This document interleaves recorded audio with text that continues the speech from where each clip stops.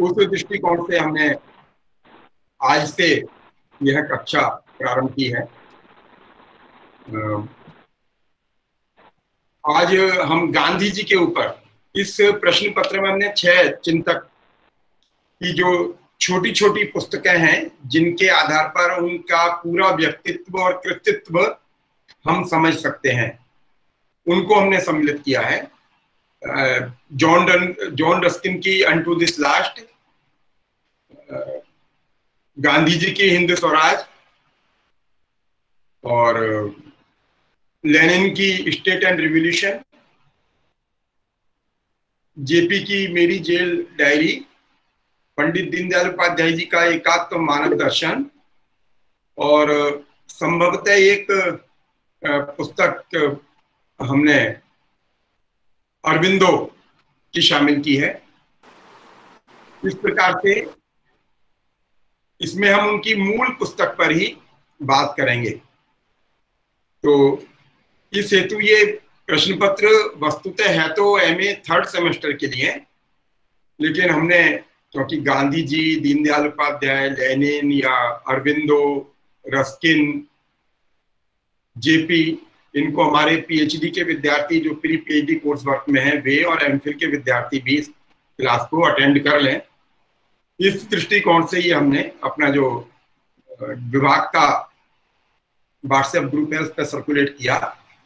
कुछ हमने ऐसे वरिष्ठ जो आचार्य हैं उनको भी निवेदन किया कि वे भी हमारे साथ जुड़ेंगे, तो बाद में हमें फिर उनका फीडबैक, क्योंकि इस प्रकार का ये जो कोविड-19 है, उस महामारी के चलते अभी कुछ दिन और इसी प्रकार से कक्षाओं का आयोजन होगा।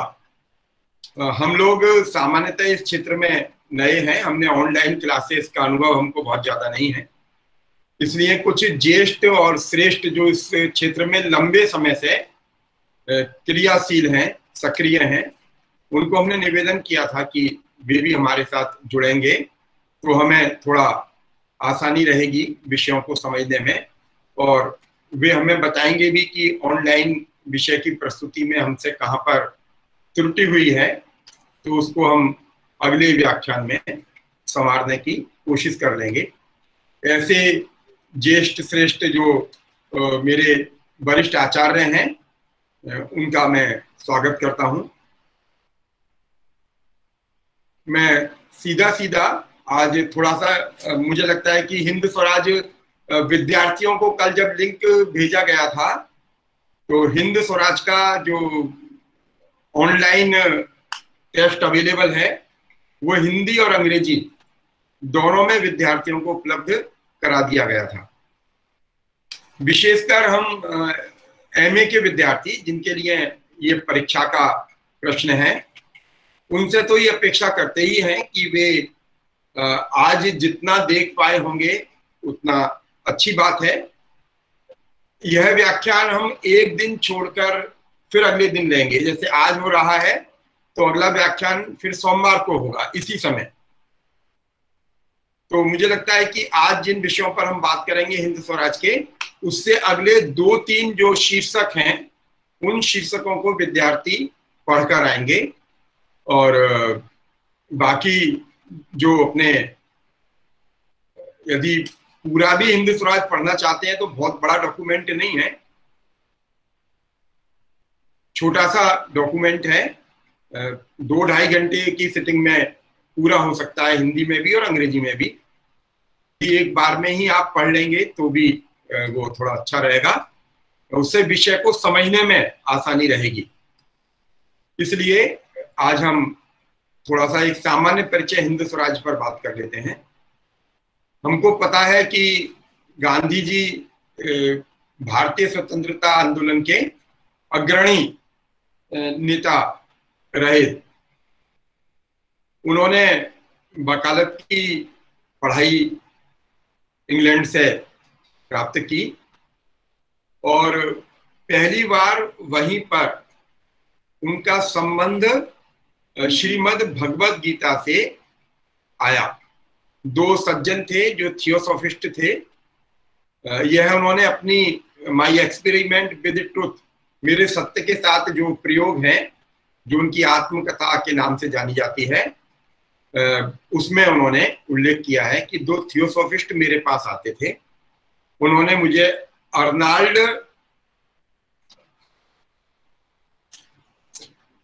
एडविन अर्नाल्ड की जो श्रीमद् भगवद गीता का अंग्रेजी अनुवाद था वह मुझे पढ़ने के लिए दिया, और मैंने पहली बार श्रीमद् भगवद गीता को वहां पढ़ा। उससे पहले भगवद गीता पढ़ी नहीं थी। यद्यपि वे एक वैष्णव परिवार से संबंध रखते थे, उनकी माता बड़ी धर्मपरायण महिला थी। उनके माध्यम से जितना उन्होंने भारतीय धर्म को समझा जाना, उसका भी उन्होंने अनेक स्थानों पर उल्लेख किया है। बाद में फिर वो लिखते हैं कि मेरा संबंध थियोसॉफिस्ट से आया, मैंने बाइबल पढ़ी, थियोसॉफिस्ट पढ़ी, और थियोसॉफिस्ट का जो चिंतन है उसको पढ़ने के बाद मैंने फिर धर्म संबंधी ग्रंथों को पढ़ना शुरू किया। तो हमको ध्यान में आता है गांधी जी का जन्म 1869 में हुआ, और उसके बाद फिर लगभग 1891 के आसपास का ये सारा वृतांत है। एक 20-22 वर्ष की उम्र में उन्होंने सर्वप्रथम श्रीमद् भगवद गीता का अंग्रेजी अनुवाद उन्होंने पढ़ा। उस अनुवाद के बारे में लिखते हैं कि वो अनुवाद मूल भाव के ज्यादा निकट था। लेकिन अनुवाद होता है, इसलिए बहुत सारी जो बातें श्रीमद् भगवद गीता में मूल रूप में समझाई गई होंगी, उसमें अंदर इस काफी अंतर देखने को मिलता है। तो एक तो मुझे ये आपके सम्मुख रखना था। दूसरा, हमको ध्यान में आता है कि यह जो हिंद स्वराज जो छोटी सी पुस्तिका है, जिसमें लगभग 20 शीर्षकों से गांधी जी ने अपने विचारों को समाविष्ट किया है, वह 1909 में पहली बार उन्होंने इंग्लैंड से दक्षिण अफ्रीका आते समय पानी के जहाज पर ही लिखी थी, और बाद में यह धारावाहिक रूप में क्रमशः इंडियन ओपिनियन नामक जो पत्र वो दक्षिण अफ्रीका में निकालते थे, उसमें प्रकाशित होना शुरू हुआ। गांधी जी ने जिस समय ये पुस्तक लिखी, उस समय गांधी जी की आयु लगभग 40 वर्ष थी, और दक्षिण अफ्रीका का जो उनका अनुभव था सत्याग्रहों का, और जो जातीय या जो रंग भेद के विरोध में उन्होंने वहां पर संघर्ष किया था, उसके कारण बहुत सारी बातें उनके ध्यान में आनी शुरू हो गई थी। पश्चिमी सभ्यता में वे काफी लंबे समय से रह रहे थे। पश्चिमी सभ्यता के जो पोषक थे, शासक वर्ग थे, उनके साथ उनका सतत संघर्ष दक्षिण अफ्रीका में चल ही रहा था। भारत और भारतीयता से भी वे परिचित थे। कुछ परिचय उनका भारत के मूल ग्रंथों के अंग्रेजी अनुवाद को पढ़कर आया था, और कुछ परिचय उनका भारतीय वाङ्मय के मूल के आधार पर आया था।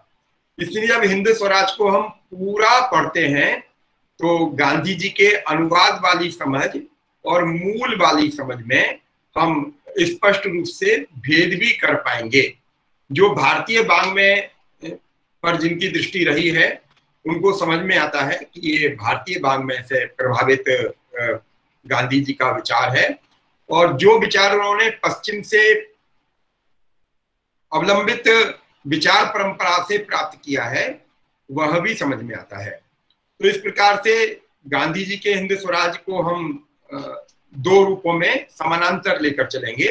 एक तो जो पाश्चात्य परंपरा से प्रभावित उनके विचार हैं वे, और एक जो भारतीय परंपरा से के मूल ग्रंथों के आधार पर उनके जो विचार हैं वो, या जो उन्होंने अंग्रेजी अनुवाद के माध्यम से सीखे हैं वे भी।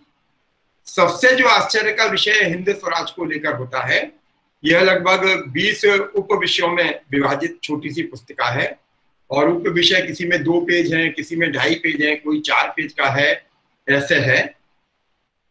सबसे आश्चर्य का जो विषय है वो यह है कि हिंद स्वराज को जब हम पूरा पूरा पढ़ते हैं तो उस पर उपनिषदों का प्रभाव हमें दिखता है, भारतीय कुछ अन्य धर्म ग्रंथों का भी प्रभाव हमें दिखता है। महाभारत का दिखता है, श्रीमद् भगवत गीता का दिखता है, श्रीमद् भागवत महापुराण का दिखता है, रामचरित मानस का भी दिखता है। लेकिन उसको ना तो कहीं पर भी गांधी जी ने उसको उद्धृत किया है और ना ही बाद में जिन लोगों ने श्रीमद् भगवत गीता श्री हिंदू स्वराज के ऊपर जिन्होंने प्रकाशन अलग अलग स्थानों से कई बार वो प्रकाशित हुआ है, उन्होंने भी उसको कहीं पर उद्धृत नहीं किया। और आश्चर्य तब होता है, मैं जो विषय रख रहा हूं आपके सामने वो सर्व सेवा संघ वाराणसी द्वारा प्रकाशित हिंद स्वराज की पुस्तिका है और उसमें जो परिशिष्ट हैं वो 2 परिशिष्ट हैं। एक परिशिष्ट में तो गांधी जी ने वह बात स्वीकार की है जो 1921 में गांधी जी ने लिखा था कि इसके लिखने के 12 वर्ष के बाद मुझे इस पूरी पुस्तिका में कोई भी शब्द परिवर्तन योग्य नहीं लगता, सिवाय एक शब्द के जिस शब्द पर मेरी अंग्रेज मित्र ने आपत्ति दर्ज की थी और उन्होंने उस शब्द के लिए प्रयोग किया है कि वो शब्द मैंने इसलिए प्रयोग किया क्योंकि मेरी जो वो ग्राम्य पृष्ठभूमि है, इसलिए वो ग्राम्य शब्द एज इट इज आ गया है। तो उसके लिए तो मैं आज 12 वर्ष के बाद भी इस पूरी पुस्तिका में कोई भी शब्द, कोई भी विषय वस्तु परिवर्तन योग्य नहीं मानता, सिवाय उस एक शब्द के। इसलिए मैं उस शब्द का अब प्रयोग नहीं करूंगा। वो शब्द क्या है उस पर भी मैं बाद में बात करूंगा। लेकिन दूसरा उस परिशिष्ट में जो उन्होंने शामिल किया है वो बताया है हिंद स्वराज के को छापने वालों ने, यदि हिंद स्वराज को और विस्तार से समझना है आपको तो आपको 20 पुस्तकों की सूची दी है उन्होंने। उन 20 पुस्तकों को पढ़कर आप हिंद स्वराज को आसानी से समझ सकते हैं। उन 20 पुस्तकों के नाम मैं आपके सामने रख देना चाहता हूं। पहला हमको पता है लेव टोल्स्टॉय की किताब है the kingdom of God is with in you. दूसरी किताब है लेव टोल्स्टॉय की ही व्हाट इज आर्ट। तीसरी किताब भी इन्हीं की है the slavery of our time. चौथी भी इन्हीं की किताब है द फर्स्ट स्टेप। पांचवी हाउ शेल बी एस्केप, यह भी टोल्स्टॉय की किताब है। और छठी किताब है लेटर टू अ हिंदू, यह भी लेव टोल्स्टॉय की लिखी हुई किताब है।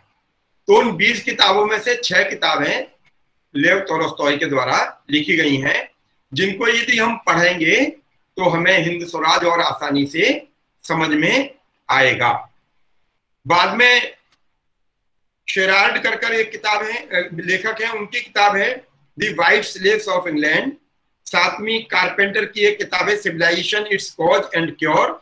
9वीं किताब टेलर की है द फॉलेसी ऑफ स्पीड। 10वीं किताब ब्लाउंट की है अ न्यू क्रूसेड। 11वीं डेविड थोरो की किताब है on the duty of civil disobedience. 12वीं किताब भी थोरो की है लाइफ विदाउट प्रिंसिपल। और 2 किताबें रस्किन जॉन रस्किन की हैं अनटू दिस लास्ट और अ जॉय फॉर एवर। 15वीं किताब मैजिनी की है ड्यूटीज ऑफ मैन। 16वीं किताब defence and death of Socrates, ये प्लेटो से उन्होंने उद्धृत की गई है। और 17वीं किताब मैक्स नोर्डानो की है पैराडॉक्स ऑफ सिविलाइजेशन। और 3 किताबें भारतीय हैं, एक poverty and British rule in India दादा भाई नौरोजी की है और ये 19वीं शताब्दी के अंतिम दशक में लिखी गई किताब है। रमेश चंद्र दत्त की किताब है इकोनॉमिक हिस्ट्री ऑफ इंडिया और एक मैंने की किताब है विलेज कम्युनिटी। इस प्रकार से जो 20 किताबें गांधी जी के हिंद स्वराज को समझने में सहायक हो सकती हैं, उन 20 किताबों का उल्लेख भी सर्व सेवा संघ के कर्ता धर्ताओं ने इसके परिशिष्ट क्रमांक 2 में दिया है। लेकिन जो हिंद स्वराज हम पूरा पढ़ते हैं और जिन्होंने भारतीय बांग में भी कुछ देखा है, खंगाला है, पढ़ा है, समझा है, तो उनके ध्यान में आता है कि हिंद स्वराज पर जितना प्रभाव इन पुस्तकों का है, तो इन मूल पुस्तकों पर भारतीय वाङ्मय का प्रभाव भी परिलक्षित होता है।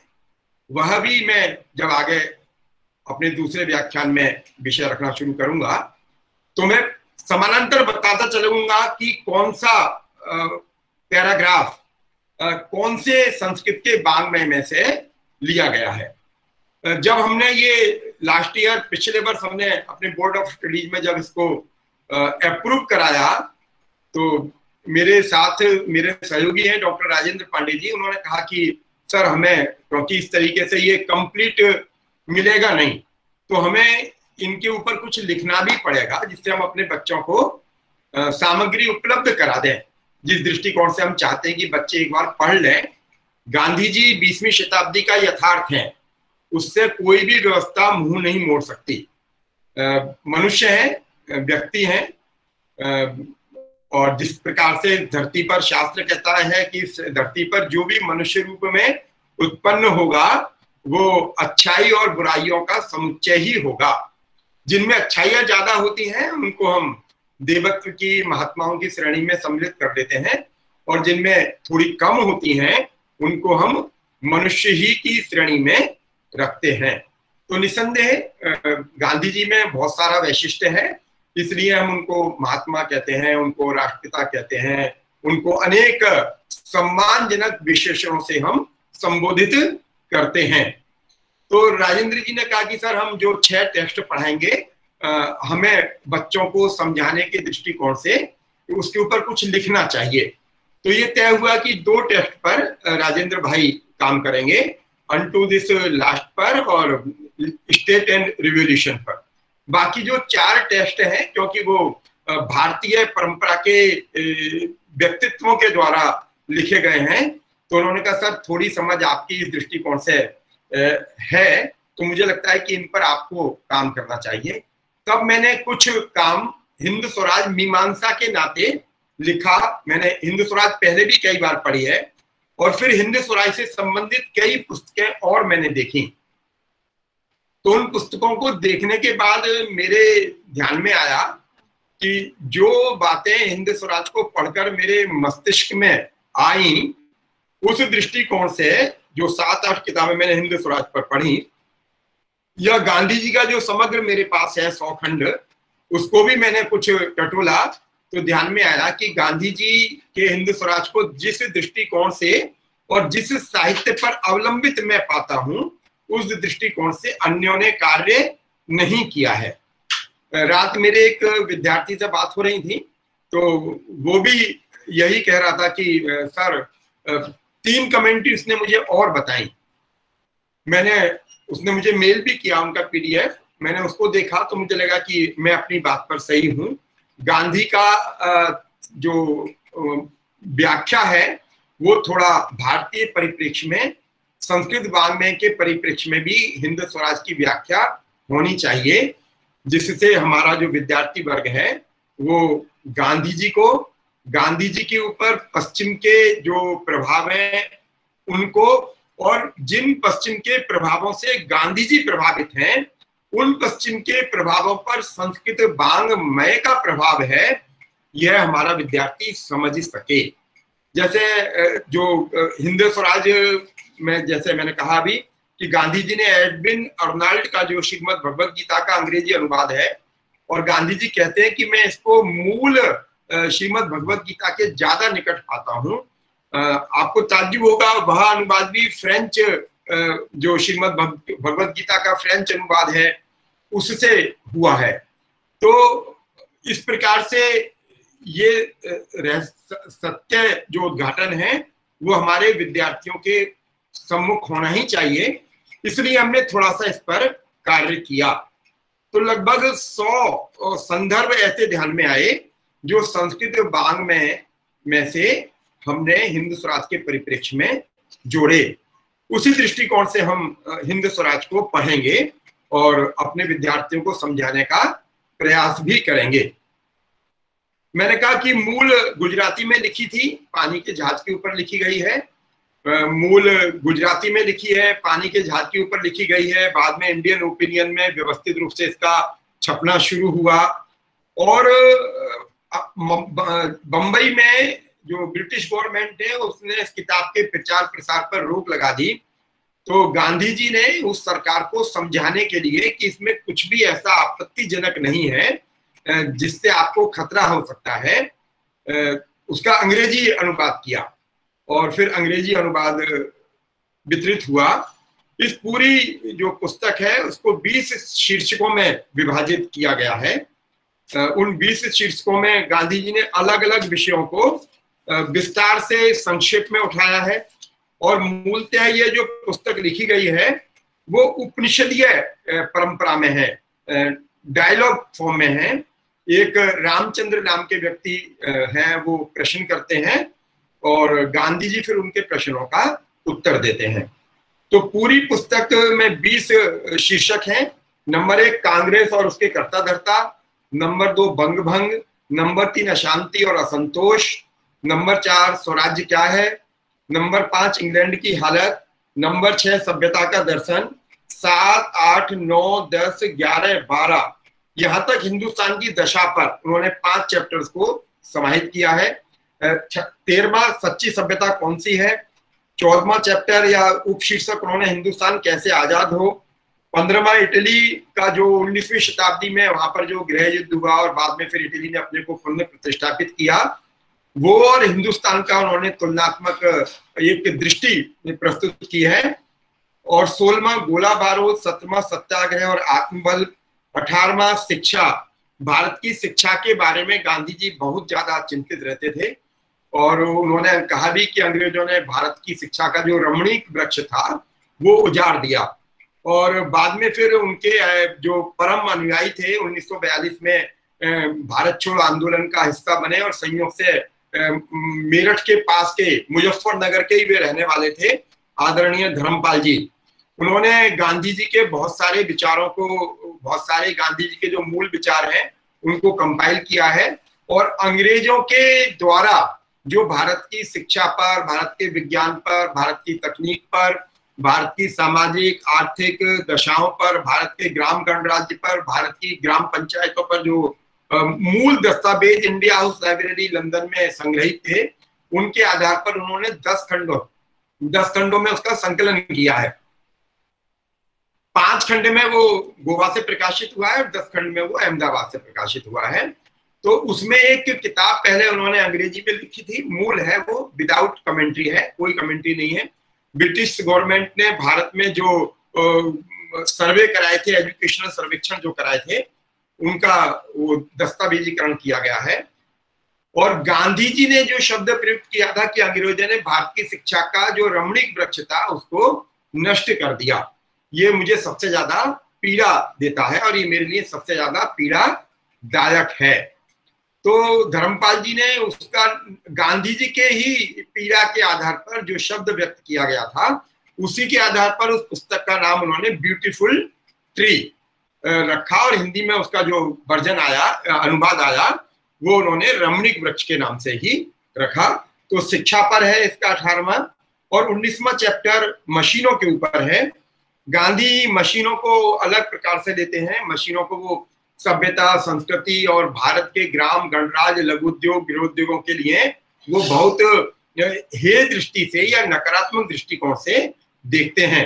इसलिए जब बनारस हिंदू विश्वविद्यालय की स्थापना हुई और उसमें अभियांत्रिकी विभाग की भी स्थापना की आदरणीय मालवीय जी ने, तो गांधी जी ने अपना थोड़ा विरोध दर्ज किया था और उनके विरोध के फलस्वरूप मालवीय जी ने उनको समझाया भी था कि बापू ये गांधी जी 20वीं शताब्दी और बाद आगे आने वाले भारत के भविष्य के दृष्टिकोण से हमने अभियांत्रिकी विभाग को उसमें सम्मिलित किया है और इसमें भारत और भारतीयता का भी हम ध्यान रखेंगे। तो इस प्रकार से गांधी जी ने पूरे अपने चिंतन को 20 भागों में विभाजित किया है। उस आधार पर हम इनको समझने की कोशिश करेंगे।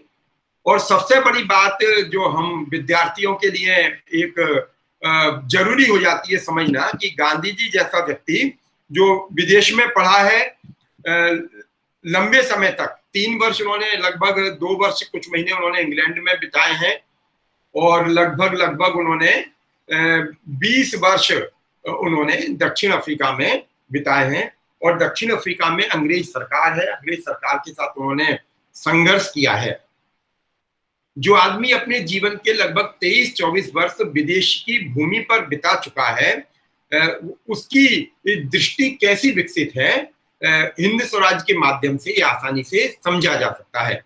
यद्यपि हिंद स्वराज के लेखन के तत्काल बाद गोखले जी, गांधी जी खुद स्वीकार करते हैं इस बात को, और महादेव भाई ने भी इसकी भूमिका में लिखा है।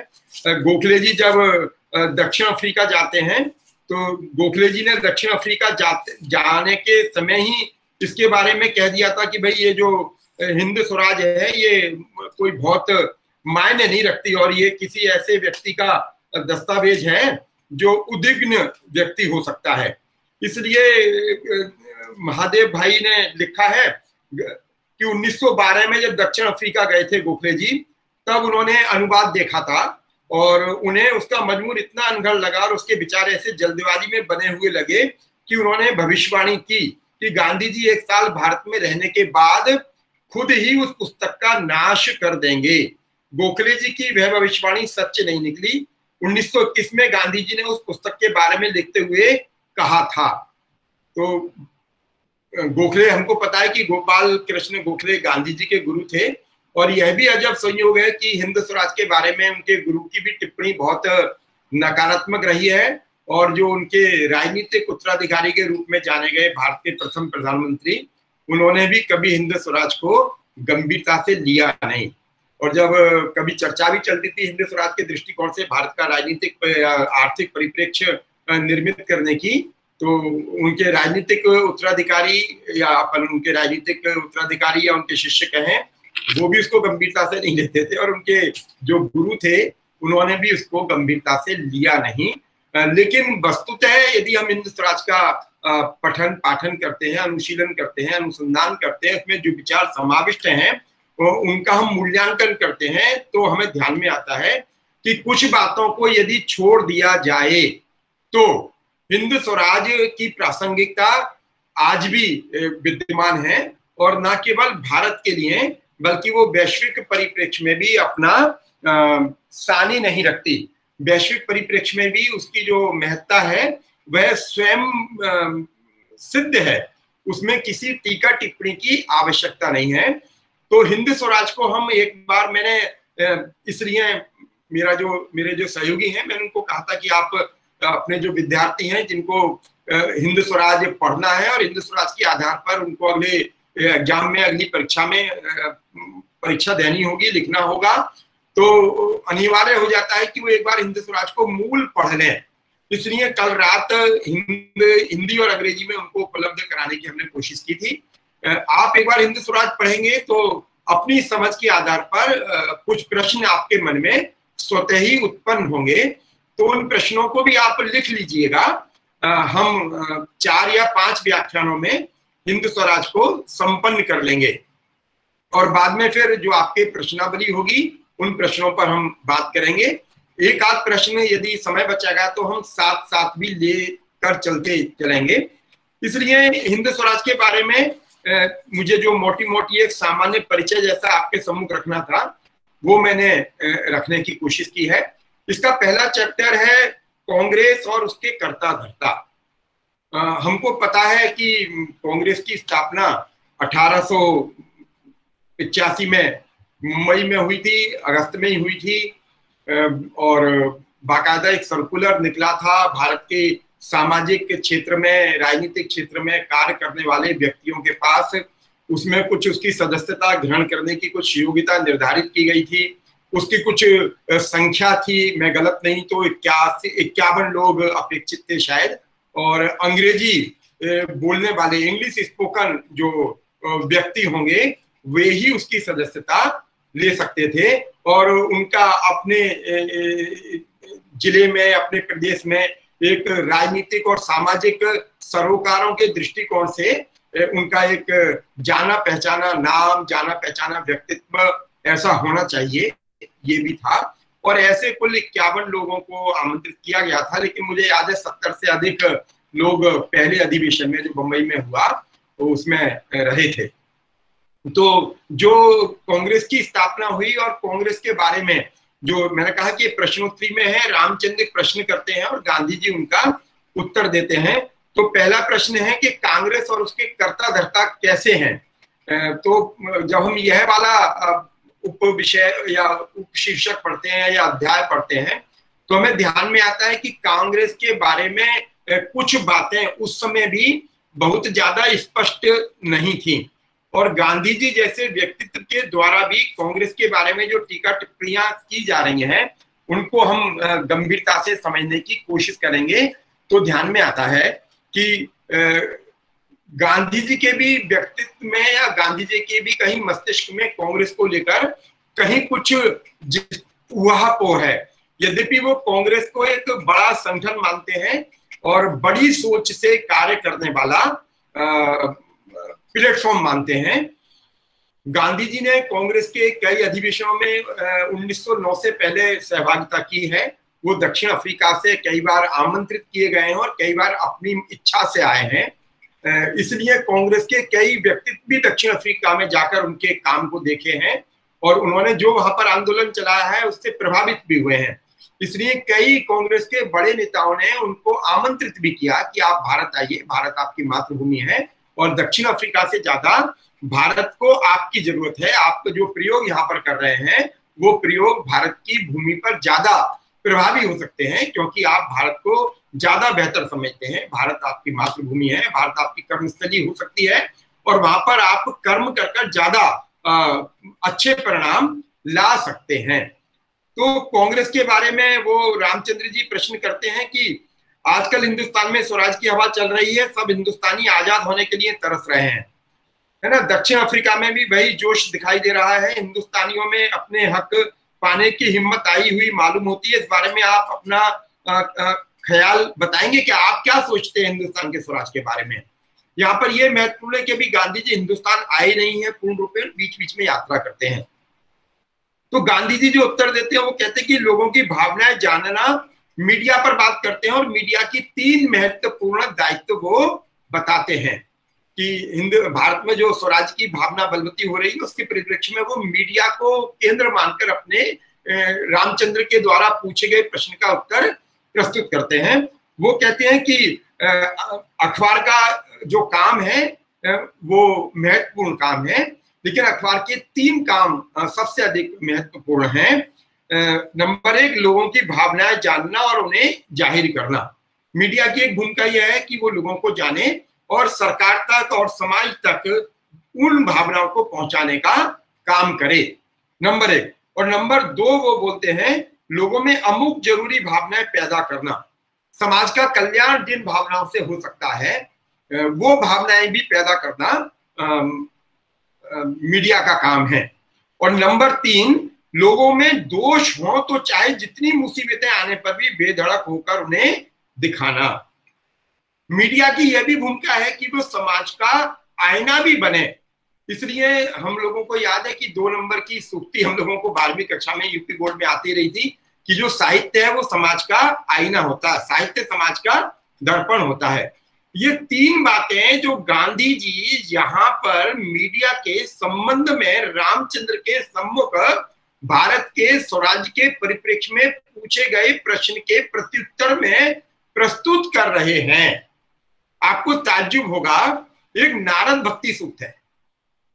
अब क्योंकि गांधी जी ने, मैंने फिर पहले ही कहा कि 1889 में शायद वो इंग्लैंड गए हैं 20 वर्ष की आयु में, और 91 के आसपास उन्होंने श्रीमद् भगवद गीता वो अपनी जो सत्य के साथ मेरे प्रयोग, माई एक्सपेरिमेंट विद ट्रुथ, उन्होंने अपनी आत्मकथा लिखी है। उसमें विक्रम संवत 1982 उसके प्रकाशन की तिथि है। तो विक्रम संवत 1982 में वो ये बात लिखते हैं कि मैंने इंग्लैंड में जाके श्रीमद् भगवद गीता का अंग्रेजी अनुवाद पढ़ा है। तो जो व्यक्ति 21-22 वर्ष की आयु में श्रीमद् भगवद गीता के अंग्रेजी अनुवाद से परिचित हो रहा है, तो ये तो निश्चित ही है कि इन्होंने नारद भक्ति सूक्त के बारे में सुना भी नहीं होगा और पढ़ा तो निश्चित ही नहीं होगा, यह तो बिल्कुल गारंटी जैसा ही है।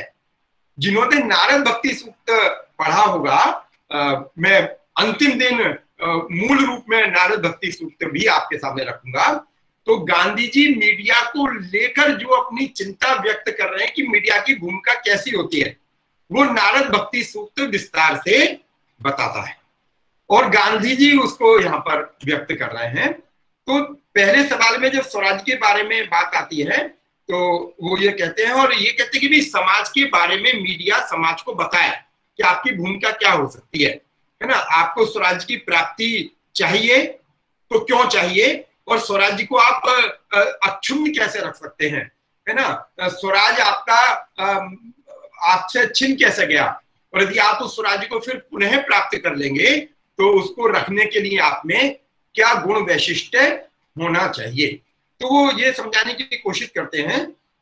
और फिर आगे उनके सामने दूसरा प्रश्न फिर पैदा होता है, क्या स्वराज की भावना हिंद में पैदा हुई? आप देखते हैं अब ये प्रश्न रामचंद्र गांधी जी से कर रहे हैं, जो लगभग पिछले 18-19 वर्ष से देश से बाहर हैं। उनके सामने बीच बीच में गांधी जी हिंदुस्तान आते हैं, थोड़े समय रहते हैं, फिर चले जाते हैं। तो पूरे भारत से गांधी जी का विस्तृत परिचय नहीं है, उतना ही परिचय है जितना भारत का मीडिया भारत के बारे में गांधी जी को बताता होगा, या जहां पर वो दक्षिण अफ्रीका में जो उनका कार्य क्षेत्र है, उस कार्य क्षेत्र में गांधी जी को वहां का मीडिया बताता होगा।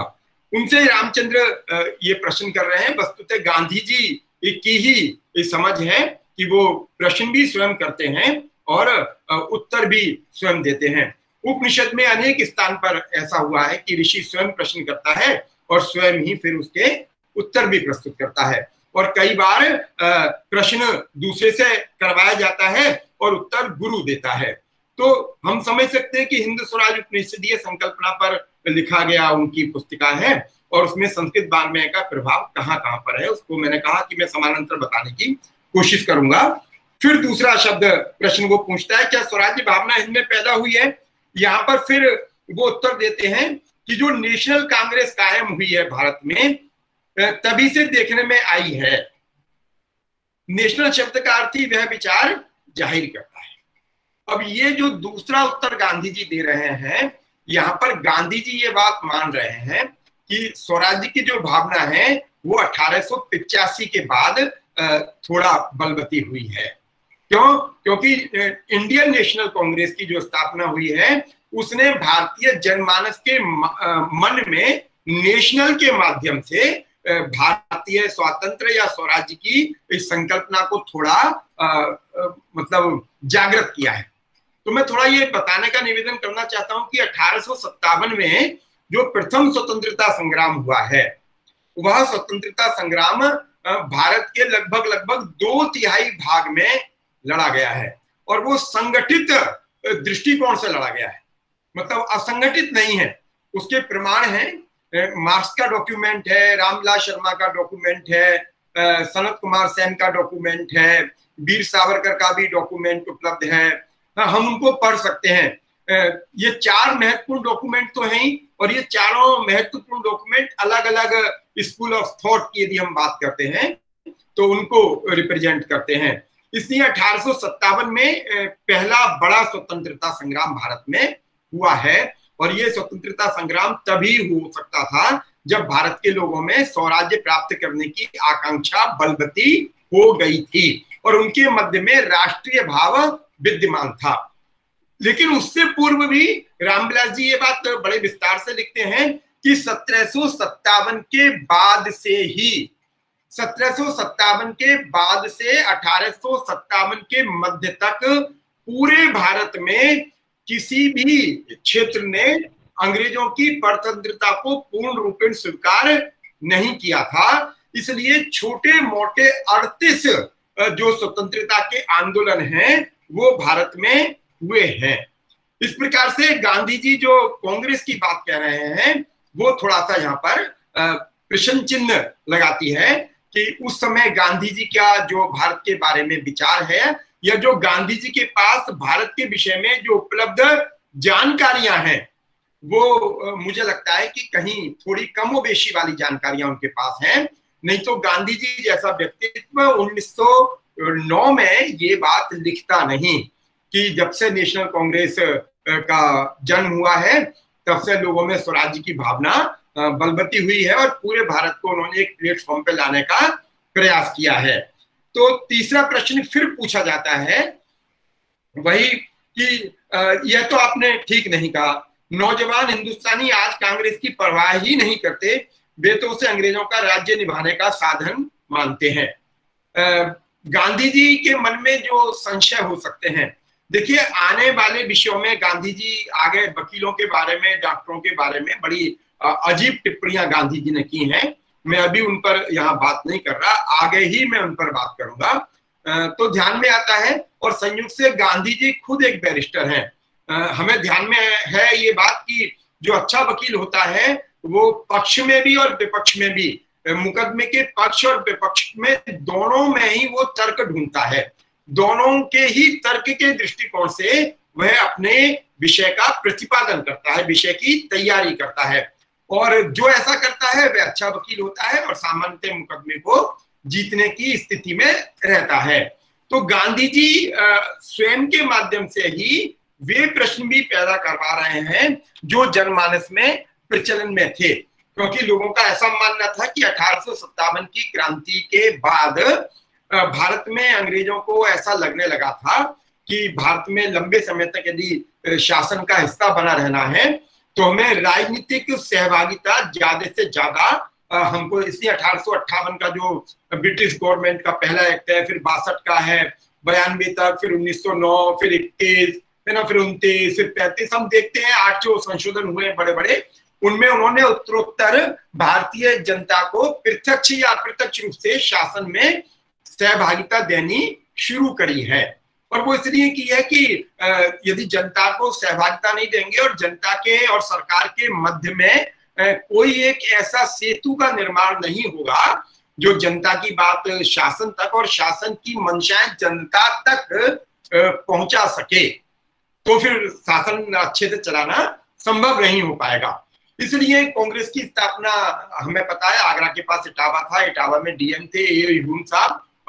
2 लोगों की महत्वपूर्ण भूमिका है, एक आगरा के पास का इटावा और एक मेरठ के पास का, यदि मैं गलत नहीं तो नजीबाबाद, दोनों ही जगह के डीएम को जो क्रांतिकारी थे उन्होंने घेर लिया था, और घेरने के बाद में वे बड़ी मुश्किल से वहां से सुरक्षित, उनके परिवार को तो उन्होंने जाने दिया लेकिन वे स्वयं बड़ी मुश्किल से वहां से निकल पाए। और बाद में निकलने के बाद में लंबे समय तक ये उनके दिमाग में चलता रहा कि इन परिस्थितियों का फिर भविष्य में सामना ना करना पड़े, तो कोई एक ऐसा कॉमन प्लेटफॉर्म हमको बनाना होगा जिसमें सब लोग आकर वर्ष में 1 बार या 2 बार अपने अपने क्षेत्र की समस्याओं को सरकार के सम्मुख रख सकें, उस प्लेटफॉर्म पर रख सकें, और वो प्लेटफॉर्म एक मसौदा बनाकर सरकार को प्रस्तुत करे। हमने भारत का जो कॉन्स्टिट्यूशनल डेवलपमेंट है वो पढ़ा है, हम राजनीति विज्ञान के विद्यार्थी अधिकार, तो हमारे ध्यान में है ये बात। इस दृष्टिकोण से 1885 में ए ह्यूम ने कांग्रेस की स्थापना की, और उनमें से ही एक व्यक्ति और थे, वेडर बर्न कर, जो भारत में सिविल सर्वेंट थे, और 1838 में इनका इंग्लैंड में जन्म हुआ, मूलतः स्कॉटिश थे, भारत में सिविल सर्वेंट बनकर आए थे। किसान आंदोलन, किसानों के भले के लिए इन्होंने बैंकिंग सिस्टम में क्या सुधार हो सकते हैं इस पर काम किया, और बाद में फिर इन्होंने भी कांग्रेस की स्थापना में महत्वपूर्ण भूमिका निर्वहन की। तो इस प्रकार से कांग्रेस की जो स्थापना हुई है, तो गांधी जी के मन में ये बात है, गांधी जी के ध्यान में ये बात है कि यह प्रश्न भी पूछा जा सकता है। तो इसलिए गांधी जी प्रश्न कह रहे हैं कि या तो आपने ठीक कहा, हिंदुस्तानी आज कांग्रेस की परवाह ही नहीं करते, वे तो उसे अंग्रेजों का राज्य निभाने का साधन मानते हैं। तो गांधी जी इसका उत्तर दे रहे हैं। गांधी जी कह रहे हैं कि आपने बिल्कुल जो कहा है वो ठीक नहीं है, ऐसा नौजवानों का सोचना गलत है, क्योंकि कांग्रेस में दादा भाई नौरोजी जैसा व्यक्तित्व है जो ब्रिटिश पार्लियामेंट का चुनाव लड़े, हारे भी और फिर बाद में जीते भी, लेकिन उसके बाद भी उन्होंने भारत के ऊपर पॉवर्टी एंड अनब्रिटेड रूल इंडिया नामक पुस्तक लिखी, जो अंग्रेजों के कुत्सित प्रयासों को उजागर करती है।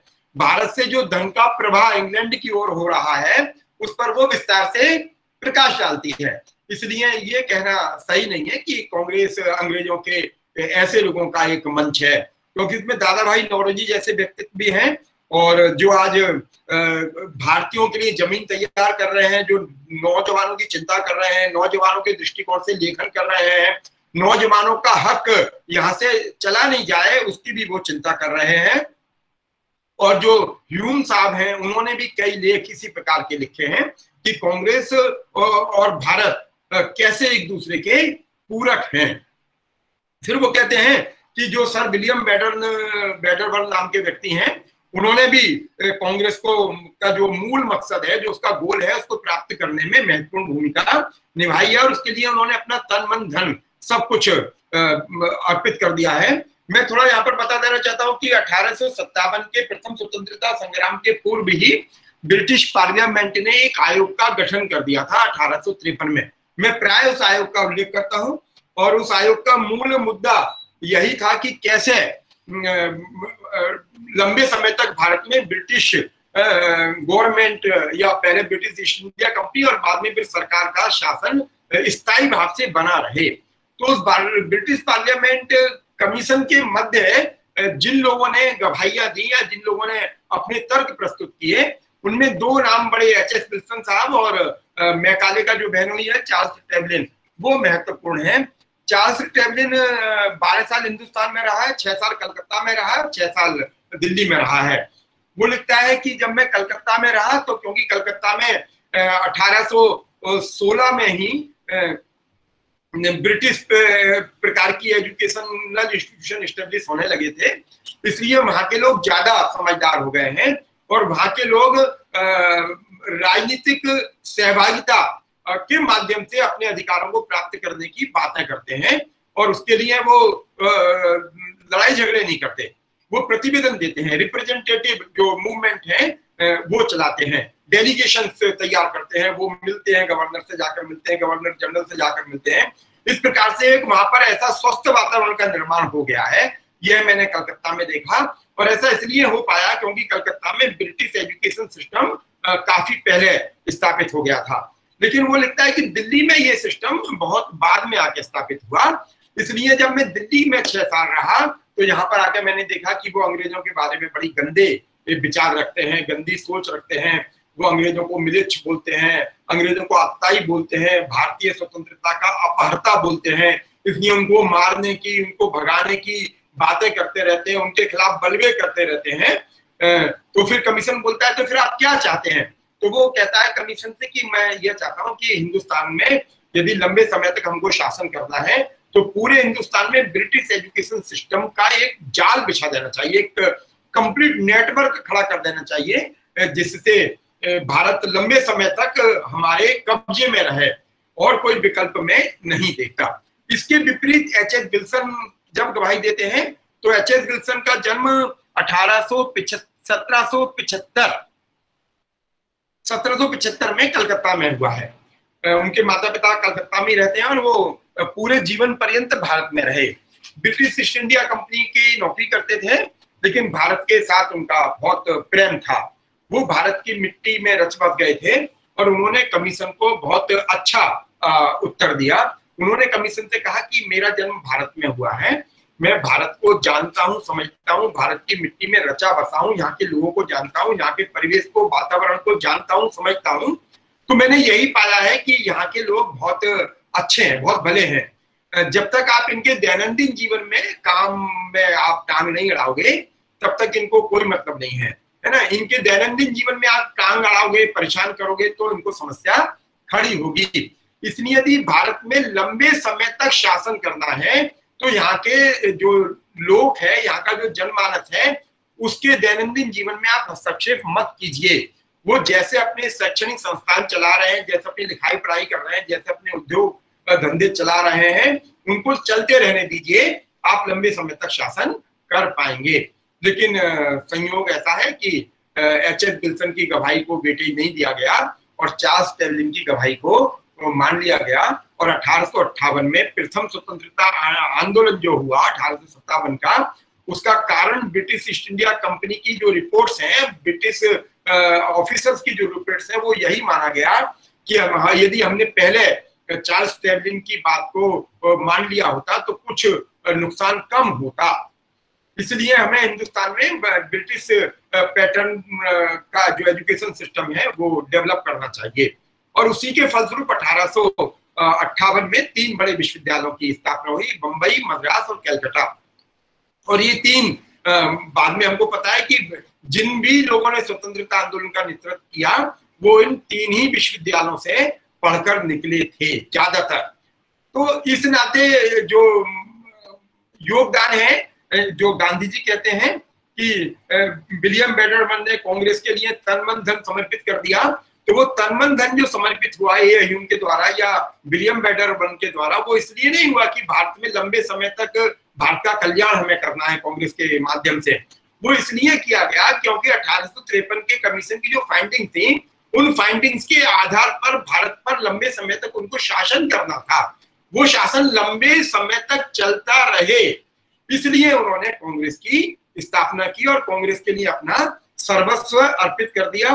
फिर गांधी जी कहते हैं कि यही हाल जो अंग्रेज सरकार है वो भी ऐसा ही करती है। और हमें ध्यान में आता है कि कांग्रेस में जस्टिस बदरुद्दीन तैयब साहब, हमको पता है बंबई में ही पैदा हुए थे और कल बंबई हाई कोर्ट में प्रैक्टिस करने वाले पहले इंडियन थे। बाद में वो बंबई हाई कोर्ट के जस्टिस बने, कांग्रेस के तीसरे अध्यक्ष भी रहे जस्टिस बदरुद्दीन तैयब जी। उनके बारे में भी गांधी जी कहते हैं कि भी उन्होंने भी कांग्रेस के लिए बहुत काम किया है और इस प्रकार से पूरे भारत में स्वराज्य के बीज को रोपने में इन लोगों की महत्वपूर्ण भूमिका है। इसलिए आप ऐसा मत कहिए। हमको याद है बहुत सारी बातें हमारे ध्यान में आती है कि 1905 और 1906 के जो बड़े अधिवेशन बनारस और कलकत्ता में ये अधिवेशन हुए हैं कांग्रेस के, उसके बाद में कांग्रेस का जो रुख है अपनी स्थापना के 20 वर्ष बाद लगभग बदलना शुरू हुआ है। उससे पहले सामान्यतः ऐसा नहीं था। इसलिए वो कांग्रेस अंग्रेजों का ही एक सहयोगी प्लेटफॉर्म माना जाता था। तो गांधी जी इसको यहाँ पर जस्टिफाई करते हैं। पहला जो कुछ अध्याय है, कुछ शीर्षक हैं, उसमें गांधी जी अंग्रेज या फिर जो कांग्रेस है उसको जस्टिफाई करने की कोशिश कर रहे हैं। तो ये हमको स्पष्ट रूप से दिखता है। इसलिए वो प्रश्न भी ऐसे ही प्रस्तुत करवा रहे हैं जिससे समाधान परक उत्तर प्रस्तुत किए जा सकें। बाद में फिर वो प्रश्न करता है कि आप जो मीठी मीठी बातें हैं इनसे मुझे संतुष्ट नहीं कर सकते स्वराज्य के बारे में और कांग्रेस के बारे में, मैं सब जानता हूं। फिर गांधी जी कहते हैं कि अरे आप अधीर हो गए हैं, अभी आपने मेरी पूरी बातें सुनी ही नहीं है, है ना। आप मेरी बात सुन तो लें, क्योंकि जो मैं बताना चाहता हूं वो आप सुन ही नहीं रहे हैं। जब मेरी पूरी बात सुन लेंगे तब आप स्वराज्य से परिचित हो पाएंगे, है ना, और हिंदुस्तान कैसे अपना एक अलग तंत्र खड़ा करेगा उसकी जानकारियां उपलब्ध कर पाएंगे। रामचंद्र फिर प्रतिक्रिया करता है, वो कहता है कि मुझे आप गोल गोल बातें मत बताइए, गोल गोल बातें करके आप मुझे प्रभावित करने की कोशिश मत कीजिए, है ना। जिन अंग्रेजों को आप कह रहे हैं कि वो हिंदुस्तान पर उपकार करने वाले हैं, जो कांग्रेस के कार्यकर्ता हैं वो हिंदुस्तान पर उपकार करने वाले हैं, आप जिन्हें हिंद के दादा यानी दादा भाई नौरोजी कहते हैं, उन्होंने क्या उपकार किया है, मुझे बताइए कि उन्होंने क्या भला काम किया भारत के लिए। तो वे कहते हैं अंग्रेज राजकर्ता न्याय करेंगे और उनसे हमें हिल मिलकर रहना चाहिए। हमको पता है कि कांग्रेस में प्रारंभ में बहुत सारे लोग, गांधी जी स्वयं ये बात मानते थे, तिलक मानते थे, गोखले मानते थे, दादा भाई नौरोजी मानते थे, बहुत फिरोज शाह मेहता मानते थे, चित्तरंजन दास मानते, बहुत सारे लोग ऐसे मानते थे। मैं नाम नहीं लेना चाहता, बहुत सारों का, जो कांग्रेस जो ब्रिटिश राज को भारत के लिए एक वरदान के रूप में मानते थे कि ये हमारे कोई अच्छे कर्म है। और ये 19वीं शताब्दी के नेता भी मान रहे हैं, राजा राम मोहन राय से लेकर और बाद में फिर जिनके नेतृत्व में कांग्रेस ने आंदोलनों को संपादित संचालित किया, वे भी अधिकांश नेता ये मानते हैं कि भारत में जो ब्रिटिश राज्य है वो हमारे कोई पुण्य का परिणाम है। वो तो जलियांवाला बाग कांड के बाद थोड़ा सा लोगों की दृष्टि बदलनी शुरू हुई। इसलिए गांधी जी के मन में भी ये प्रश्न आता है कि भारत का युवा यह सोच सकता है। इसलिए वो प्रश्न रामचंद्र के माध्यम से प्रस्तुत करवा रहे हैं कि दादा जिनको आप कहते हैं वो तो अंग्रेजों की तारीफ करते हैं, उनको न्यायप्रिय मानते हैं। फिर गांधी जी उत्तर देते हैं कि मुझे सभी ने आपसे कहना चाहिए कि उसके बारे में आपका बेअदबी से बोलना हमारे लिए शर्म की बात है। उनके कामों की ओर देखिए, उनका अपना जीवन हिंदू को अर्पण कर दिया है। उनसे यह सबक हमने सीखा है। हिंद का खून अंग्रेजों ने चूस लिया है, यह सिखाने वाले माननीय दादा भाई है। क्योंकि दादा भाई नौरोजी की poverty and non British rule India पुस्तक आ चुकी थी और गांधी जी ने उस पुस्तक को पढ़ा था। हम में से जिन्होंने भी वो पुस्तक पढ़ा है, वो भी एक छोटा सा डॉक्यूमेंट है, बहुत बड़ा डॉक्यूमेंट नहीं है। तो उसमें बताया गया है कि किस प्रकार से 1857 तक और बाद में फिर 1857 के बाद अंग्रेजों ने भारत के धन को इंग्लैंड पहुंचाया है। धन को इंग्लैंड पहुंचाया है, भारत का जो रॉ मटेरियल है, जो प्राकृतिक संसाधन है, उनको भी इंग्लैंड पहुंचाया है। तो वो बता रहे हैं कि इसलिए दादा भाई नौरोजी बहुत महान व्यक्ति हैं, उनकी महानता को हमें समझना चाहिए। फिर वो कहते हैं आज उन्हें अंग्रेजों पर भरोसा है, उससे क्या? दादा भाई नौरोजी अंग्रेजों पर भरोसा करते हैं तो उससे कोई ऐसी बात नहीं है। हम जवानी के जोश में एक कदम आगे रखते हैं, इससे क्या दादा भाई कम पूज्य हो जाते हैं? इससे क्या हम ज्यादा ज्ञानी हो गए हैं? जिस सीढ़ी से हम ऊपर चढ़े उसको लात ना मारने में ही बुद्धिमानी है। अगर वह सीढ़ी निकाल दें तो सारी नसें गिर जाएगी, यह याद रखना चाहिए। हम बचपन से जवानी में आते हैं तब बचपन से नफरत नहीं करते, बल्कि उन दिनों को प्यार से याद करते हैं। वर्षों तक अगर मुझे कोई पढ़ाता है तो उससे मेरी जानकारी जरा बढ़ जाती है, तो उससे मैं अपने शिक्षक से ज्यादा ज्ञानी नहीं होता। तो वो शिक्षक का, प्राइमरी के शिक्षक का उदाहरण देते हैं और कहते हैं भाई प्राइमरी में जिस शिक्षक ने पढ़ाया और बाद में आकर हम ज्यादा पढ़ गए, तो हम अपने प्राइमरी के शिक्षक से ज्यादा ज्ञानी नहीं हो गए। ये ठीक है कि आज हमने एमए कर लिया होगा, हाई उच्च शिक्षा प्राप्त कर ली होगी, हम एमए कर गए, पीएचडी कर गए, प्रोफेसर हो गए, विदेश की डिग्री हमारे पास हो गई, लेकिन जिस स्तर पर हम बच्चे थे उस स्तर पर तो जो हमारा प्राथमिक का शिक्षक था वही विद्वान था ना। वही यदि हमारे अंदर ज्ञान का प्रस्फुटन, हमारे अंदर सन्निहित ज्ञान को जागृत नहीं किया होता, प्रकट नहीं किया होता, तो हम उच्च शिक्षा तक आ ही नहीं सकते थे। इसलिए उच्च शिक्षा में आने के बाद में हमारे जीवन में जो प्राथमिक शिक्षक है उसका महत्व कोई कम नहीं हो जाता है। गांधी जी ये समझाने की बात करते हैं, इसलिए वो कहते हैं कि हमें दादा भाई नौरोजी के बारे में समझना चाहिए, उनके ऊपर प्रश्न चिन्ह नहीं लगाने चाहिए। आगे फिर प्रश्न करता है कि आपने ठीक कहा, दादा भाई नौरोजी की इज्जत करना चाहिए, तो समझ सकते हैं। और उन्होंने, उनके जैसे दूसरे पुरुषों ने जो काम किए हैं उनके बगैर हम आज का जोश महसूस नहीं कर पाते, यह बात ठीक नहीं लगती। लेकिन यही बात प्रोफेसर गोखले साहब के बारे में हम कैसे मान सकते हैं? वे तो अंग्रेजों के बड़े भाईबंद बनकर बैठे हैं। वे तो कहते हैं कि अंग्रेजों से हमें बहुत कुछ सीखना है, अंग्रेजों की राजनीति से हम वाकिफ हो जाएं तभी स्वराज की बातचीत की जाए उन साहब के। और वो फिर दूसरा प्रश्न, क्योंकि गांधी जी को ध्यान में है कि गोखले उनके गुरु हैं, उन पर भी कोई प्रश्न दाग सकता है, इसलिए वो फिर कहते हैं यहाँ पर कि भाई आपने दादा भाई नौरोजी की बात तो चलिए समझ में आ गई, कोई परेशानी नहीं, लेकिन गांधी जी आप ये तो समझाइए कि गोखले भी यही बात कह रहे हैं, कांग्रेस की ये बड़े नेता है उस समय, गोखले भी यही कह रहे हैं कि भाई अभी हम स्वराज्य के योग्य बने नहीं है, हम जैसे कहते हैं पहले योग्यता हासिल करें फिर हम स्वराज्य प्राप्त कर लेंगे। तो स्वराज्य प्राप्त करने के लिए हमें अंग्रेजों की जो शासन प्रणाली है उसको सीखना चाहिए। बिना अंग्रेजों की शासन प्रणाली सीखे हम स्वराज्य प्राप्त कर भी गए तो उसका संरक्षण संवर्धन नहीं कर पाएंगे, फिर समस्या हो जाएगी। तो ये चिंता केवल गोखले जी की नहीं है, ये चिंता अनेक लोगों की है। बाद में आके डॉक्टर हेडगेवार जी की भी चिंता यही है, डॉक्टर भीमराव अंबेडकर जी की भी चिंता यही है ना। तिलक भी कुछ मायने में ये बात करते हैं, गांधी भी यही बात करते हैं। लेकिन ये चिंता बड़ी चिंता है कि भाई शासन चलाने का एक शऊर आना चाहिए, क्योंकि भारत में जो अंग्रेजों के आने के पूर्व जो व्यवस्था थी वो ग्राम गणराज्य अवलंबित व्यवस्था थी। गांधी जी ये बात जानते हैं, इसलिए बाद में ग्राम गणराज्य की बात करते भी हैं, वो इसलिए ग्राम पंचायतों पर फोकस भी करते हैं। और वो ये भी जानते हैं कि ग्राम गणराज्यों के बल पर भारत में जो देसी रियासतें थी वो बड़ी पुष्ट होती थी, बल प्राप्त करती थी, आर्थिक संसाधनों को प्राप्त करती थी। और भारत में जो 3 टियर सिस्टम ऑफ गवर्नमेंट है वो गांधी जी के ध्यान में है।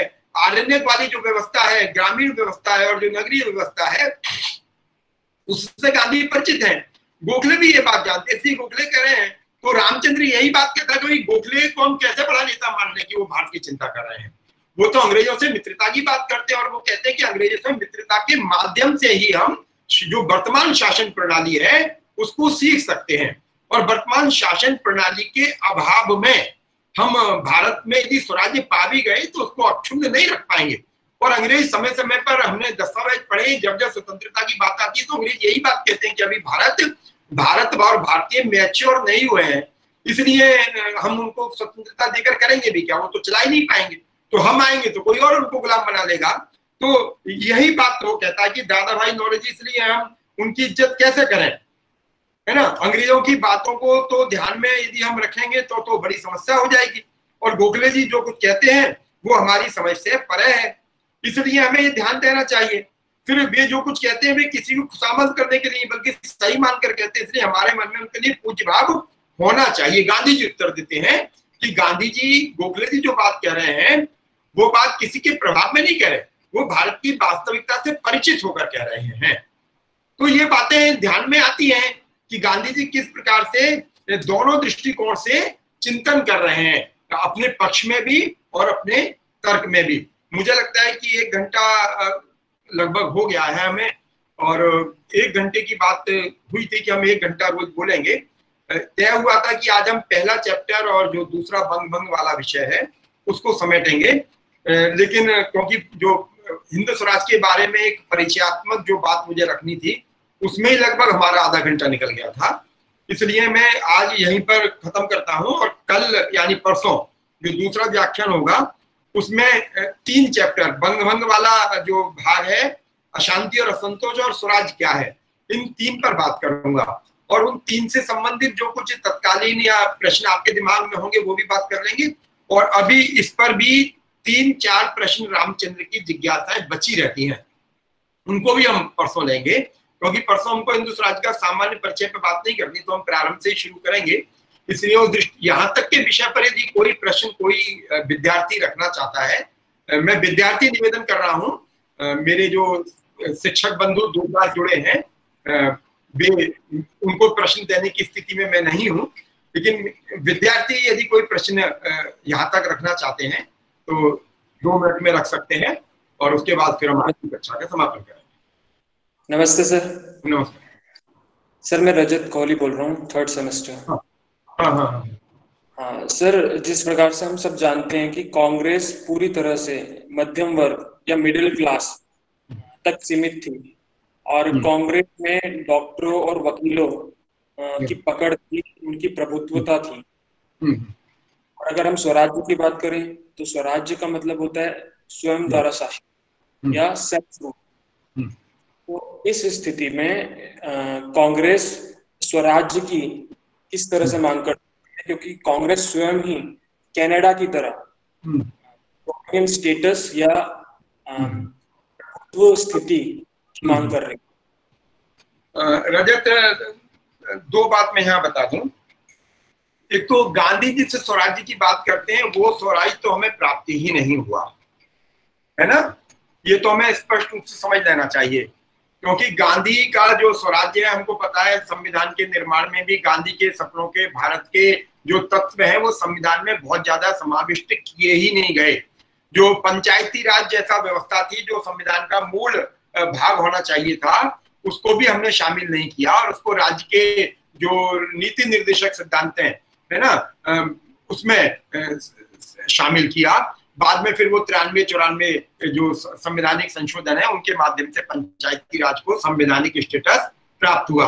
तो गांधी जी जिस हिंद स्वराज की बात करते हैं वो वस्तुतः वर्तमान का जो, या गांधी जी के जमाने में ही, गांधी जी के सामने ही जो शासन तंत्र प्रचलन में था उसके माध्यम से तो प्राप्त हो नहीं सकता, और ना प्राप्त ही हुआ है।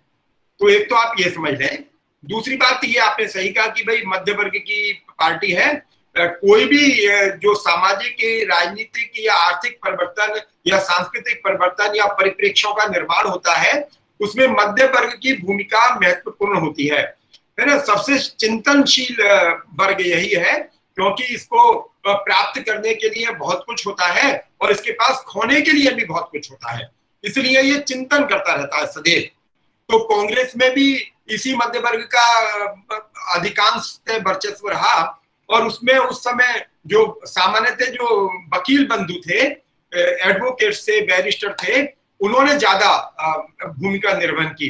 बाद में कुछ डॉक्टर भी जुड़े, कुछ सामाजिक क्षेत्र में कार्य करने वाले भी जुड़े, और कुछ भारत के उद्योगपति भी जुड़े, लेकिन वो उस प्रकार से नहीं जुड़ पाए जिस प्रकार से कांग्रेस का मूवमेंट। तो हम देखते हैं कुछ संस्कृति के क्षेत्र में कार्य करने वाले लोग भी जुड़े, कुछ साहित्य के क्षेत्र में कार्य करने वाले लोग भी जुड़े, कांग्रेस के, तो ये ठीक है कि कांग्रेस मध्य वर्ग का संगठन था, बिल्कुल सही बात है, आपने सही कहा है कि मध्य वर्ग का संगठन था। फिर और स्वराज की जो बात है, तो ये गांधी जी की जो स्थिति है कांग्रेस का निर्माण, क्योंकि मध्य वर्ग के पास, मध्य वर्ग चिंतनशील होता है, उसके पास समय बहुत होता है चिंतन करने के लिए, विचार करने के लिए, इसलिए वो ऐसे संगठन का निर्माण हुआ। और स्वराज्य की तो जो प्राप्ति है वो तो ना कल हो पाई थी ना आज है, और मुझे लगता है कि गांधी के जो सपनों का जो स्वराज है वो संभवतः होगा नहीं। और कनाडियाई जो डोमिनियन स्टेटस है उसकी बात तो बहुत सारे लोगों ने की है, तिलक करते हैं उसकी बात, गांधी हिंदू स्वराज में उसका उल्लेख करते हैं, कांग्रेस के बहुत सारे नेता करते हैं, लेकिन बाद में आके हमको पता है जी, मैं गलत नहीं तो रावी के तट पर पहली बार पूर्ण स्वराज की बात हुई है। उससे पहले डोमिनियन स्टेटस की ही बात थी कि आप हमें अधिराज्य का दर्जा दे देंगे तो भी हम उसको स्वीकार कर लेंगे। ठीक है जी सर, जी सर, है ना। तो मुझे लगता है कि हम परसों फिर मिलेंगे 2 बजे, है ना। और हेलो, हाँ जी सर, आवाज आ रही है सर, आवाज आ रही है सर। हम परसों फिर एक बार 2 बजे मिलेंगे। और मेरा निवेदन है, एक बार जो जो एमए 3rd सेमेस्टर के विद्यार्थी हैं उनको तो हिंदू स्वराज पूरा पढ़ना ही चाहिए, क्योंकि उनको परीक्षा देनी है, उसके आधार पर पढ़ना चाहिए, उसको समझना चाहिए, उसको आत्मसात करना चाहिए, ठीक है ना। और उसमें क्या बातें समकालीन परिप्रेक्ष्य में लागू हो सकती हैं या क्या बातें समकालीन परिप्रेक्ष्य में अद्यतन की जा सकती हैं, उन पर विचार करना चाहिए। इस दृष्टिकोण से स्वयं से प्रश्न पूछने चाहिए, है ना। और जब हम अपना कक्षा समाप्त करेंगे तो उसके बाद भी आप अपने प्रश्न रख सकते हैं, है ना। तो बाकी एमए के लिए तो है ही, मेरे कुछ विद्यार्थी एमफिल के भी हैं, प्री पीएचडी कोर्स करके भी हैं, 1-2 विद्यार्थी और हैं, वो भी यदि प्रश्न रखेंगे तो उनका स्वागत है। मुझे जितनी मेरी समझ होगी उस समझ के आधार पर मैं उनकी बात समाधान करने की कोशिश करूंगा, है ना। क्लियर? ठीक है, और कोई बात? नमस्ते सर, मैं दीपक जी। नमस्ते सर। हाँ, नमस्कार दीपक जी जी।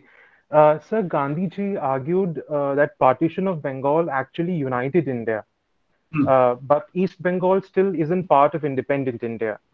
So, sir, what Gandhiji considered was correct or not? देखो दीपक, तुमने बहुत अच्छी बात कर ली। यदि भी बंग वाला हमारा भी हुआ नहीं है, लेकिन फिर भी मैं बता दूं, थोड़ा मैं पीछे ले जाऊंगा, है ना। ये मेरठ एक बड़ा चमत्कारी शहर है ना। 1857 के स्वतंत्रता आंदोलन का नेतृत्व भी यहाँ से हुआ, है ना। और बाद में इसी शहर में 1800 में यदि गलत नहीं तो 87 या 88 में इलाहाबाद अधिवेशन 1889 में हुआ है शायद कांग्रेस का। आप लोगों को किसी को याद आ रहा है कि कांग्रेस का अधिवेशन 1889 में हुआ है? यदि मैं गलत नहीं हूं तो शायद 5वां या 6वां अधिवेशन है वो, 86, 87, 88, 89, हाँ 5वां अधिवेशन है और वो इलाहाबाद में हुआ है।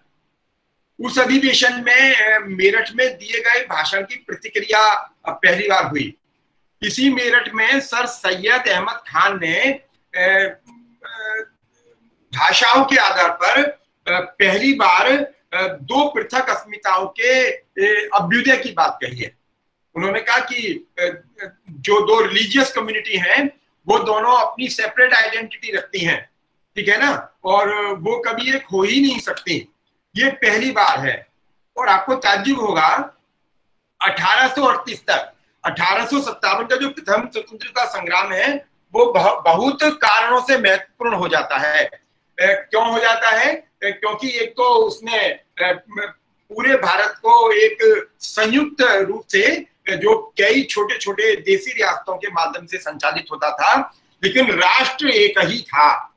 उसको एक दोबारा से फिर बताया कि नहीं, राष्ट्रीय जब भाग की बात आएगी तो भारत एक ही है। राजनीतिक जो इकाइयां हैं या जो राज्य है वो कई हो सकते हैं। एक तो ये किया, और दूसरे 1857 के बाद अंग्रेजों के मस्तिष्क में एक यह भी ध्यान में आ गया कि यदि भारत में लंबे समय तक शासन करना है तो यहाँ की जो दो परंपराएं हैं उनको भी अलग करना पड़ेगा, क्योंकि 1857 में दोनों परंपराओं ने कंधे से कंधा मिलाकर भारत के स्वातंत्र्य के लिए संघर्ष किया था। ये महत्वपूर्ण हो जाता है। इसलिए 1828 तक उर्दू अपने में भाषा के रूप में ना तो विकसित हुई है और ना उसका कहीं उल्लेख होता है। इसलिए 1828 में जब विलियम बेंटिक एक सर्कुलर जारी करते हैं तो सर्कुलर में वो लिखते हैं स्पष्ट रूप से कि आज के बाद यदि संस्कृत की पाठशालाओं को और उर्दू अरबी फारसी के मदरसों को यदि सरकारी मदद चाहिए होगी तो उनको अंग्रेजी भाषा में पढ़ना पढ़ाना होगा। यहां से ध्यान में आता है कि 1828 तक उर्दू भारत में भाषा के रूप में मान्य नहीं है। यदि मान्य होती तो ब्रिटिश ईस्ट इंडिया कंपनी के द्वारा इश्यू किए गए सर्कुलर में उर्दू भाषा का उल्लेख होता, अरबी फारसी का नहीं होता। ये डॉक्यूमेंट्री प्रूफ है, उपलब्ध है, हम आर्काइव में देख सकते हैं। ठीक है, एक तो ये बात। और उसके बाद में 1857 में जो क्रांति हुई, उस क्रांति के बाद उन्होंने बड़े सिस्टमेटिक वे में दो लोगों को अलग भाषा के रूप में तैयार करना शुरू किया। एक सर सैयद अहमद खां और दूसरे मिर्जा गालिब। और बाकायदा जो अरबी फारसी थी, जो फारसी अरबी लिपि में ही लिखी जाती थी, और इसका एक उदाहरण है सर विलियम जोन्स का जो कंप्लीट वर्क है 13 खंडों में, उसमें विलियम जोन लिखते हैं, खुद लिखते हैं विलियम जोन। और विलियम जोन्स कोई भारतीय आदमी नहीं है, ब्रिटिश ईस्ट इंडिया कंपनी के चीफ जस्टिस हैं, कलकत्ता में रहते हैं, 10 साल भारत में रहे हैं। वो लिखते हैं कि एक गुन्ना बेगम नाम के शायर हुए हैं, वो जो शायरी करते हैं वो हिंदी में करते हैं। और आपको ताज्जुब होगा, वो जो शायरी है वो आज की उर्दू है, लेकिन 19वीं शताब्दी के मध्य तक उर्दू को मान्यता नहीं है, उसको हिंदी ही कहा जाता है। यद्यपि लिपि जो है वो अरबी है, लेकिन वो लिखा मतलब कहा हिंदी जाता है। लेकिन 1857 के बाद बाकायदा व्यवस्थित रूप से अंग्रेजों ने उर्दू भाषा को गढ़ना और मान्य करना शुरू किया। एक तो ये काम हुआ, और फिर सर सैयद अहमद खां का जो भाषण जो मेरठ में हुआ है, उस भाषण में बाकायदा दोनों को अलग अलग अस्मिता बताया गया।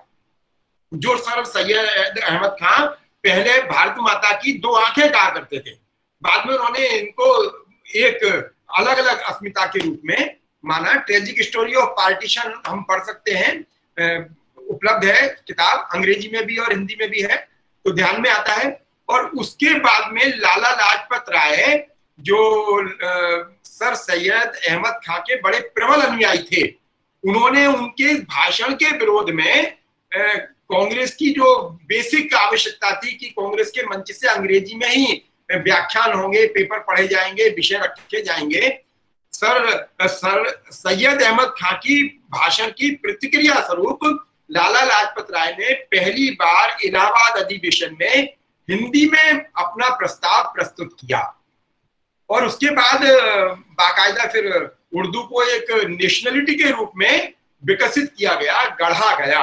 और बंग जो हुआ है 1905 में, टेक्निकली वो एक लिटमस पेपर जैसा है कि यदि कभी निकट भविष्य में हमें नेशनलिटी के नाम पर, हमको पता है कि नेशनलिटी से अभिप्राय भाषा भी होता है ना, भाषिकता ही पहले होता है, राष्ट्रीयता तो बाद में हमने उसको डिक्शनरी में इंक्लूड किया है। तो भाषिकता के नाम पर यदि हमें भारत का कभी विभाजन करना ही पड़ा तो प्रतिक्रिया क्या होगी। इसलिए बंग भंग 1905 में जो इन्होंने किया वो एक लिटमस टेस्ट जैसा था। पूर्वी बंगाल, जिसमें एक रिलीजन विशेष के लोगों की संख्या ज्यादा थी, उसको बंगाल शेष बंगाल से अलग किया और पूर्वी बंगाल और पश्चिमी बंगाल के रूप में उन्होंने मान किया। लेकिन जब उन्होंने देखा कि सिर्फ बंगाल के मुद्दे पर ही कोई आंदोलन 6 वर्ष तक चल सकता है तो समस्या खड़ी हो जाएगी, इसलिए बाद में 1911 में उन्होंने उस विभाजन को वापस किया। तो गांधी जी उस नाते कहते हैं कि बंग भंग ने भारत को एक कर दिया है, क्योंकि बंग भंग के मुद्दे पर पूरा देश खड़ा हुआ एक साथ। वो सिर्फ बंग भंग नहीं है, पूरा देश भारत, बेशक उस समय भारत के पास ये शब्दावली नहीं थी, यह अभिव्यक्ति नहीं थी कि वो अंग्रेजों के भवितव्य को बांच पाते, लेकिन भारतीयों के मन में ये भाव कहीं जागृत हो गया था कि निकट भविष्य में अंग्रेजों के द्वारा क्या कुत्सित प्रयास किए जा सकते हैं। इसलिए उन कुत्सित प्रयासों की प्रतिक्रिया स्वरूप बंग भंग के विरोध में पूरा देश खड़ा हुआ।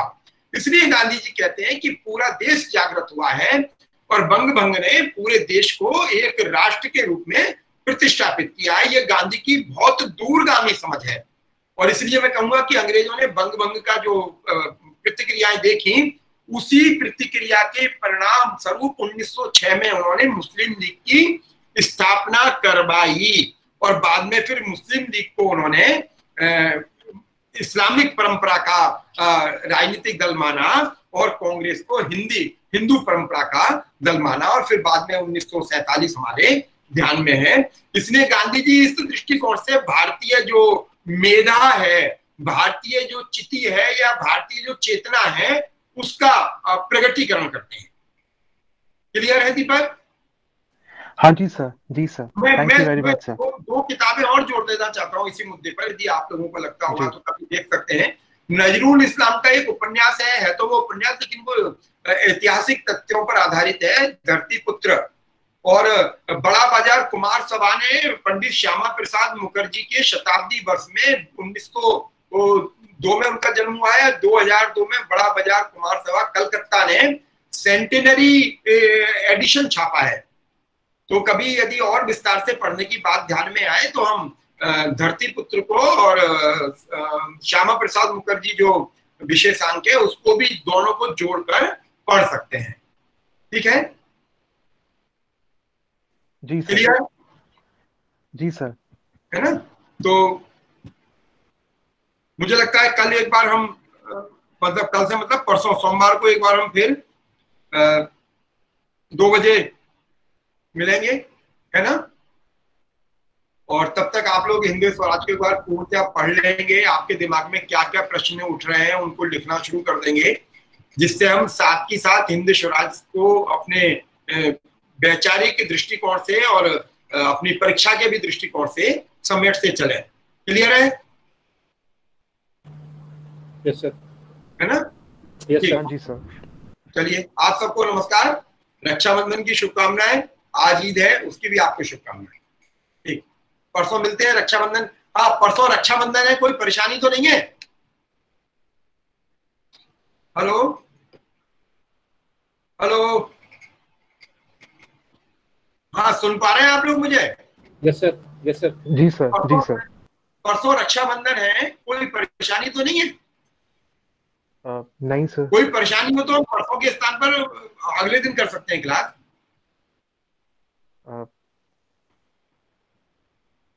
कोई भी बात हो तो आप ग्रुप पर बता दीजिएगा, है ना? क्लास शिफ्ट कर देंगे आगे को। जी सर। ठीक है, चलिए, नमस्कार।